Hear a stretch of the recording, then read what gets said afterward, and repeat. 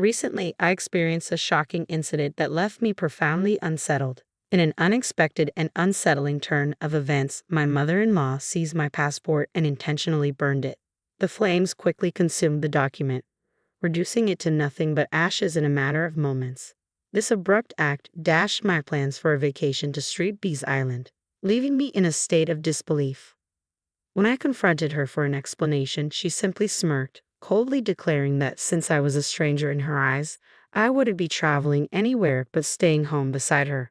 My husband, Peter, merely offered a grin, complicit in their deceit. Their cruel maneuver was shocking, though not entirely surprising. However, the level of their sneakiness was beyond anything I had anticipated. They seemed to revel in their scheme, sharing laughs over what they considered a triumph. Frustrated and desperate to assert my identity, I reminded them who I was. My name is Kayla. I'm 30 years old and I'm a linguist. I study and teach languages at the university, a role that often requires me to travel abroad for extended periods as I engage with different cultures and share my knowledge. My job demands frequent travel, often taking me away from home for months at a time. Before this career, I never imagined marriage would be in my future. But everything changed when I returned to my home country at 25 and met Peter, who would later become my husband. Despite the challenges posed by my career, which keeps me overseas for about half the year, Peter and I maintained our relationship through constant communication via phone calls and emails. We married when I was 27, and he has been incredibly supportive, even with the long separations that define our life together. As I made my way home from the airport after a 6-month absence, I felt excitement bubbling within me rather than fatigue. I was eager to reunite with Peter, hoping for a joyful reunion and perhaps a resolution to the turmoil his family had caused. Upon arriving home, I discovered that Peter hadn't yet returned, so I started tidying up. Although I always remind him to keep our place neat, I usually find it somewhat disordered. Normally, this would bother me, but today I decided to overlook it because I was simply too thrilled to see him again. As I busied myself in the kitchen, I heard the front door open. It was Peter. Overjoyed, I rushed to greet him. "Welcome home, Peter. It's so good to see you." But his response was lukewarm. "Oh, hi, Kayla. You're back," he said, almost dismissively. After 6 months apart, I couldn't hide my disappointment. "Peter, aren't you going to say you miss me?" I asked, trying to mask my hurt. He shrugged. "We've been doing this for a while, so I guess I'm used to it. I'm just really tired."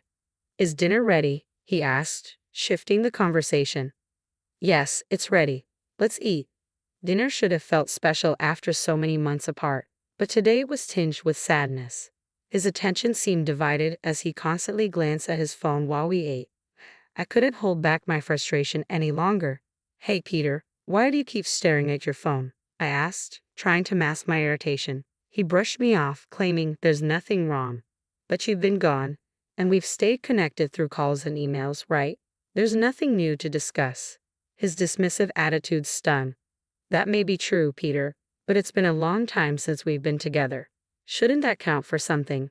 My tone sharpened with my growing frustration, and I could see it upset him. He stood up abruptly, placing his phone on the table, and glared at me. "You just came off a plane, but I'm exhausted from work," he snapped, and his words cut deep. "I'm tired too. I came straight here after work." "Don't talk to me like that," I retorted, my voice rising.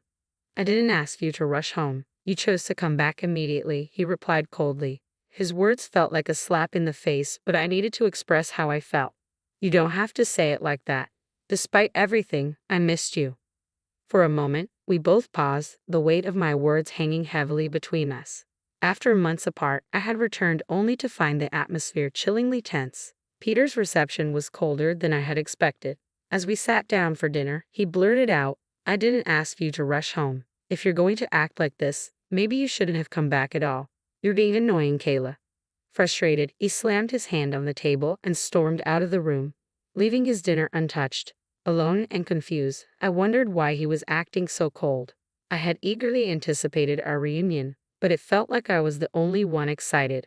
What was the point of coming home early if it only ended in disappointment?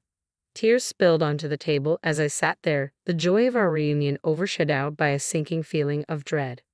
The next morning, the tension still lingered. When I greeted him with a good morning, he shot me a frosty look and said bitterly, "I envy you." You get to relax at home all the time while I'm stuck working. That's not true, I replied, trying to correct him. I have a lot of work too, summarizing our activities, preparing for the next training session. It's more work than you think. He dismissed my efforts with a wave. Sure, but you can do it from home. I wish I had a job where I could take half the year off. Enjoy your time at home, princess. Stunned by his sarcastic tone, I watched as he left the house without another word. We had argued before, but he had never been this cutting. His sarcasm left me puzzled and worried about the growing rift between us, and I found myself pondering what might help mend our relationship. I busied myself with household chores, vacuuming and changing the linens when my phone rang. It was my mother-in-law. A sense of unease washed over me as I answered, "Hello, Kayla here." "Hi, Kayla. It's been a while. I heard you're back home and had a rough day yesterday," she said, her tone casual. "Yes, that's right," I replied, unsure of where this conversation was headed. "And I also heard you upset Peter," she added, her voice taking on a sharper edge. "He was quite angry." Her words added to my confusion and worry, leaving me questioning how I could bridge the growing gap between Peter and me since my return. Then, during the call, my mother-in-law's suggestion caught me off guard. "Now that you're back, how about we plan a family trip?" she proposed. Before I could process the idea, she continued, "I was talking with my husband about going to Street Barks Island, and Peter mentioned he wanted to join us. You used to travel abroad, right? Could you help us with hotel reservations and other arrangements?" Her request felt loaded. It was clear from her tone that she didn't relish the thought of traveling with me but saw an opportunity to leverage my travel experience. My relationship with her had always been strained. She had never hidden her disdain for me, especially since our first meeting at the wedding reception, where her sarcastic attitude had made a lasting impression. Even after 3 years of marriage, her views hadn't softened. When I was working abroad, she often sent stinging messages questioning my commitment as a wife. "How can you be a wife and stay away from home for months? If you don't take care of the house, I'd rather my son marry someone else. It was a mistake to let him marry you." Those memories made me apprehensive about her proposal. It felt as if I were being used merely to facilitate their travel plans, a task that seemed far more appealing to her than enduring her usual critiques. I was frustrated with myself for my inability to decline, even though I knew I was being manipulated. A few hours later, Peter returned from work in a noticeably better mood than before. He dropped his briefcase on the sofa, flashed a wide smile, and said, "Mom called, didn't she? We can go on a trip to Street Barts." "Yeah, I heard," I replied cautiously. "But you're not thinking of turning it down, are you?" "Mom wants you to come with us," he pressed, his enthusiasm making it even harder for me to express my reservations. I understood his desire for me to be involved, but the dynamics made me uneasy. How could I navigate this situation without escalating tensions or feeling even more used? As the conversation about the family trip continued, I tentatively suggested, "Why don't you just go with your mom and dad as you originally planned?" The moment those words left my lips, Peter's demeanor shifted dramatically. He clicked his tongue, and his voice turned more threatening. "You need to understand your role here. The only time you're useful to us is when we're traveling." His words stung. "You don't have to talk to me like that," I protested. "It's true, isn't it?" he shot back, undeterred. "Anyway, you'll handle all the flight and hotel bookings, and everything should be in my name." "But Peter, you're going to pay for the whole trip," I clarified, trying to understand our financial arrangement. "What are you talking about? We'll split the cost 50-50. It's a small price to pay to show respect to our parents," he argued, implying that my objection was disrespectful. "And what does that mean? If you've got time to lounge around at home, make the reservations now," he demanded. "This isn't right. I don't want to," I mumbled, my voice barely above a whisper. "What are you mumbling about?" he scoffed, grabbing a beer from the fridge and downing it in one gulp. Despite my inner turmoil and the unfairness of the situation, I felt cornered, embarrassed, and without a real choice. Reluctantly, I proceeded to make all the arrangements for the flights and accommodations for the trip to Street Barts, just as Peter and his mother had insisted. I was set to pick them up at my in-laws' house and head straight to the airport, but a few days before our departure, I found myself restless and unable to sleep. Late at night, I noticed Peter wasn't beside me. I walked to the living room and overheard him on the phone. "It's okay, Mom. I'll be there first thing in the morning as planned. Please handle the passport issue. Anyways, seriously, I'm looking forward to it. I'll make sure to introduce her to you, he said into the receiver. Hearing this stirred a mix of emotions within me. What was supposed to be a family trip was morphing into a series of commands and manipulations, and now there were secrets involved too. I stood there, unsure of how to confront this new revelation. When I returned home, Peter's conversation still echoed in my mind. He had mentioned a passport and an introduction, and since he was talking to his mother, I was certain she was on the other end. It felt like there were hidden plans that I wasn't privy to, leaving me uneasy about the upcoming trip. Clearly, something was being orchestrated behind my back, but I couldn't grasp the full extent of it. Determined to remain vigilant, I cautiously prepared for our departure. The day of our trip to Street Arts finally arrived. I methodically packed both my carry-on and handbag, including items for my husband, ensuring we were ready for the journey. With everything set, Peter and I drove to my in-laws' house. As we approached, I braced myself, unsure of what awaited us, but ready to face whatever might come. Upon our arrival, it was only my mother-in-law who greeted us. "Oh, hi Kayla. It's been a while. Good to see you. We're almost ready. I just need to grab a few things for the trip, so it might be a little while," she said, her tone casual yet laced with urgency, raising my suspicions even further. "Okay, take your time," I replied, trying to mask my growing unease. I nodded in response, but then she added, "Oh, and Kayla, could you bring the carry-on case from the other room? It's heavy, so please get Peter to help you." "Sure, I'll do that," I agreed, keenly observing the exchange of knowing glances between my husband and mother-in-law. I kept my passport securely in my pocket, an instinctual move born from the mistrust that had been building. Following my husband's directions, I returned to the living room with the carry-on, only to find my mother-in-law waiting for me with a mischievous grin. To my horror, she was holding my passport in her hands. "Now you can't go on the trip to Street Arts," she declared, a smirk spreading across her face. "What do you mean?" I asked, disbelief washing over me.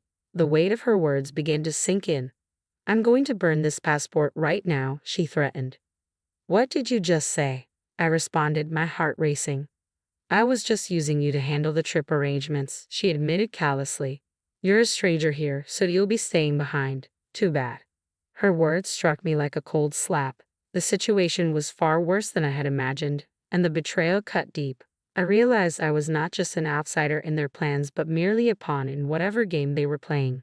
The revelation left me reeling, unsure of how to respond to such blatant manipulation and deceit.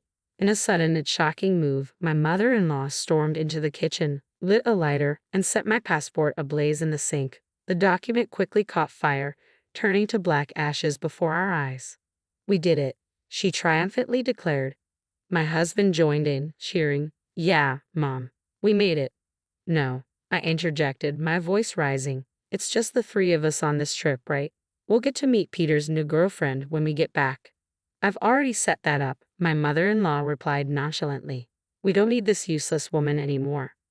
My father-in-law chimed in coldly, pulling out his cell phone to show me pictures of himself with another woman, a satisfied grin on his face.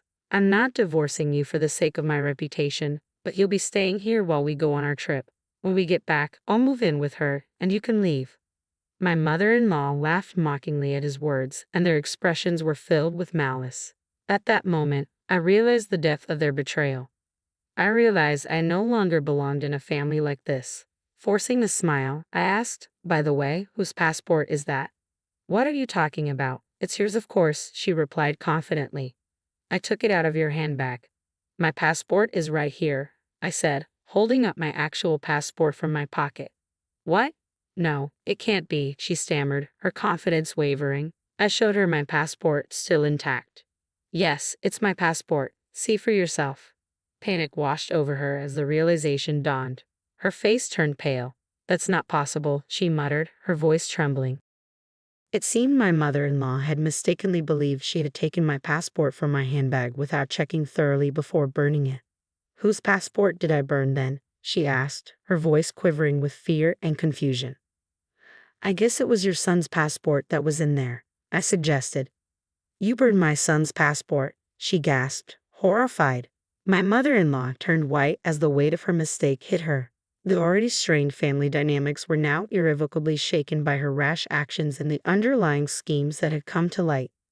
As the chaos unfolded, my husband's fury erupted. What have you done? I told you to be careful. I only found one passport in her handbag. Who would have thought it belonged to me? I don't care. You didn't check properly. And now look what's happened, he shouted. You're saying it's my fault. If you had checked from the start, I wouldn't have made this mistake, she retorted, her voice rising in defense. Their argument escalated quickly, each blaming the other amidst the turmoil. My husband turned to me, exasperated. Hey, Kayla, do something. But I refused to be dragged further into their mess. Seriously, who do you think you are, telling me what to do? You cheated on me behind my back. How dare you both? You and your mother are despicable. Hey, who do you think you're talking to? My husband snapped. I'm talking to you and your awful mother. Don't think I'm just going to let this slide. You're going to pay me back for the affair and all the nasty things your mother has said to me, I declared, my resolve hardening. Just then, my father-in-law appeared, drawn by the noise. What's going on here? He demanded. After I explained everything, he was livid. The planned trip was immediately canceled, and the fallout was severe. My mother-in-law faced a divorce while my husband was disowned by his father and banned from returning home. I consulted a lawyer and proceeded with the divorce, demanding alimony from both my ex-husband and ex-mother-in-law. They were required to pay in one lump sum and cover the costs of the canceled trip to Street Nevis Island. Financially unprepared, they had to borrow money to meet these demands. In the end, my ex-husband, now living with his mother, found himself in a tough financial situation. He was also abandoned by the woman he had an affair with. Meanwhile, I used the alimony money to move into a condo and start anew, embracing a life of independence free from deceit and mistreatment. I faced many challenges, but I emerged stronger. Now, I'm loving life, planning to continue my travels, learning about different cultures, and sharing my experiences with the world.